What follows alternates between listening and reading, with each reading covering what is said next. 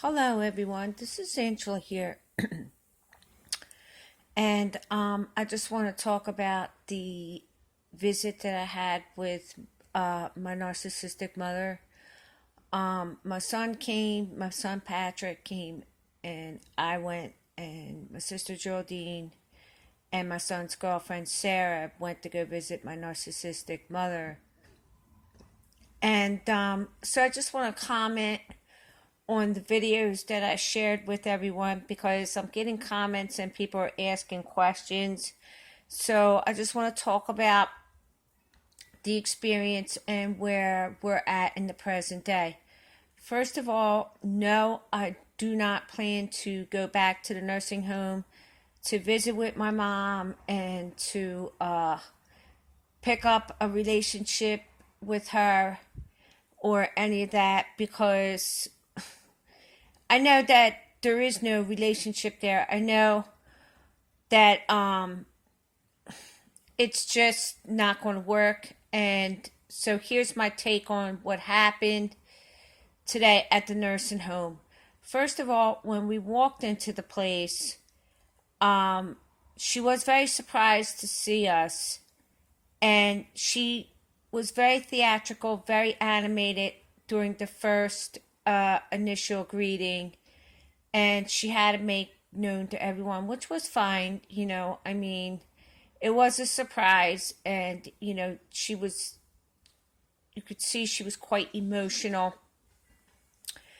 and I guess you could say that's pretty much a normal reaction. But shortly after that, after the initial reaction, she went to go finish her bingo game. She had to take care of her business first before she made time to go to the visit.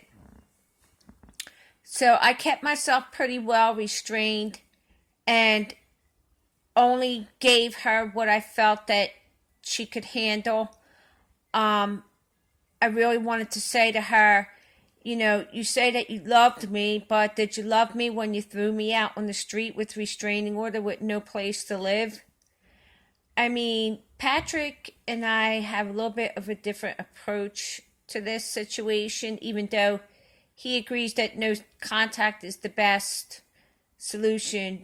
We just kind of moved on with our lives. But if you really look at the situation, she became very emotional when I started showing her little pieces of her past, the card that Tito had sent, and she became quite emotional. She chose not to rage, and she was quite in control because she knows that there are people around there. And instead of raging, she chose a form of stonewalling. When she saw that she couldn't handle it, she started immediately engaging in a conversation with that strange man who had come in there because there was vending machines in there. He came to get a snack. And she chose that to me is like a form of stonewalling. You see how she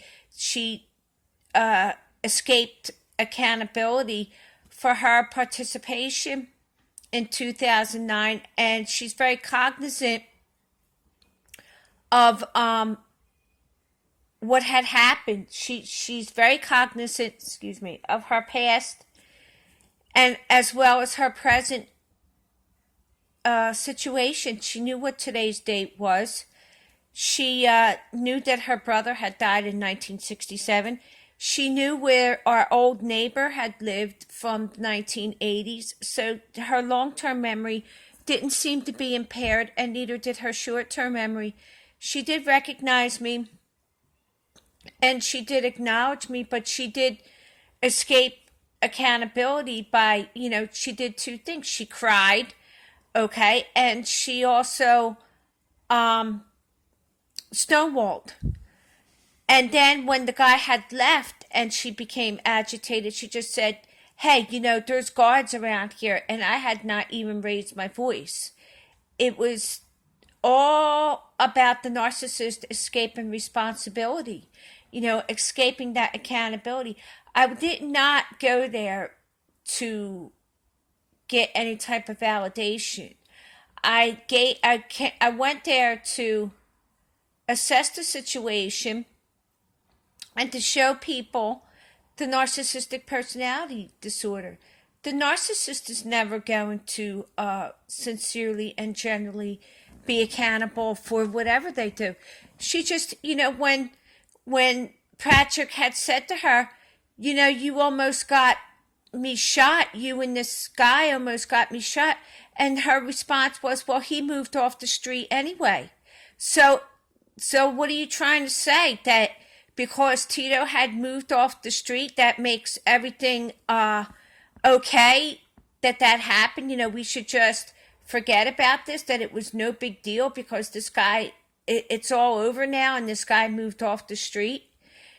She did put on that tear bag act and everything, but that was all an act because she composed herself quite well and moved on to the next subject. I mean, you can't get any more narcissistic than that.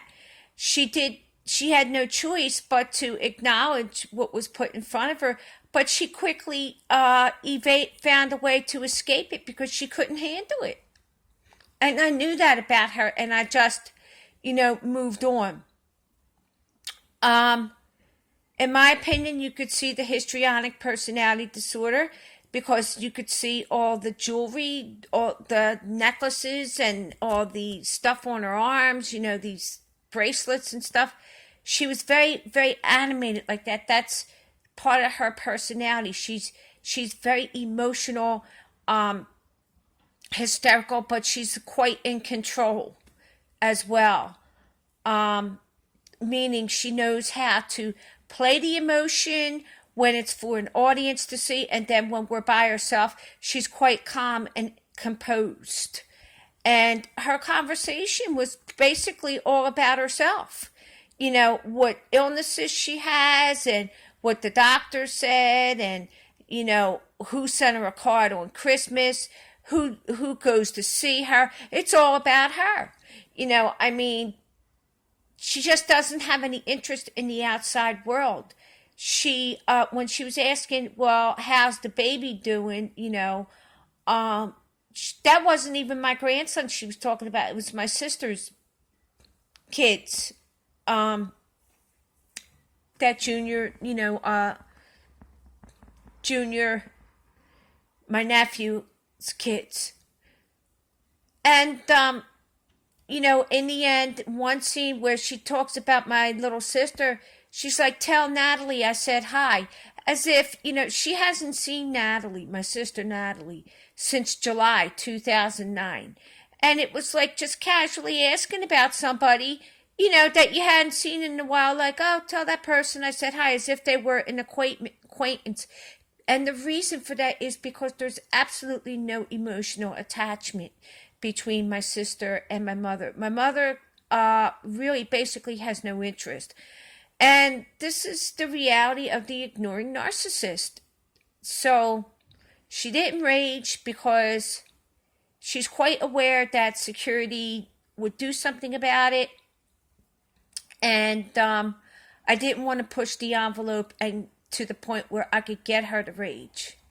And believe me, I could have, we could have really went at it. But I decided that the visit was going to be about letting her have the platform, letting her talk about whatever it is she wanted to talk about. And basically she did. She talked all about herself.